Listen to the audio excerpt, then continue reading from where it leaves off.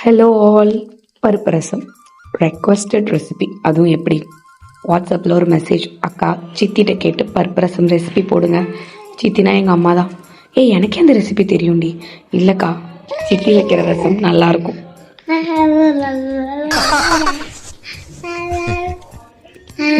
சொல்கிறேன். பாத்திரத்தில் புளி ஊற வச்சு நல்லா ஊறினதும் பழுத்த தக்காளி மஞ்சத்தூள் உப்பு போட்டு நல்லா கரைச்சி, தக்காளியோட தோல் டிஸ்டர்பாக இருக்குன்னு தோணுச்சுன்னா ரிமூவ் பண்ணிடலாம், இல்லைனா விட்டுடலாம். மிளகு, ஜீரகம், பூண்டு, வரமிளகாய் இடித்து இதோட சேர்த்து லைட்டாக பெசரி விட்டுக்கலாம். நம்ம எந்த பாத்திரத்தில் ரசம் வைக்கிறோமோ அதில் பாதி அளவு ரசம் கரைச்சி மீதிக்கு பருப்பு தண்ணியை எடுத்து வச்சுக்கலாம். கடாயில் எண்ணெய் விட்டு கடுகு, உளுத்தம் பருப்பு, வெந்தயம், பெருங்காயம், வரமிளகாய், கருவேப்பிலை தாளித்து கரைச்சி வச்சுருக்க ரசத்தை ஊற்றிக்கலாம். சிம்மில் வச்சு as per the golden rules, ரசம் கொதிக்கக்கூடாது. நுர பொங்கி வர்றப்போ நம்ம எடுத்து வச்சுருக்க பருப்பு தண்ணி ஊற்றி மல்லித்தலை தூவி இறக்கிடலாம்.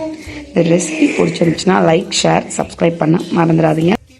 மேடம், நீங்கள் அதை ட்ரை பண்ணி பார்த்துட்டு எப்படி இருந்துச்சுன்னு கமெண்ட் பண்ணுங்கள். தேங்க்ஸ் ஃபார் வாட்சிங். Bye bye.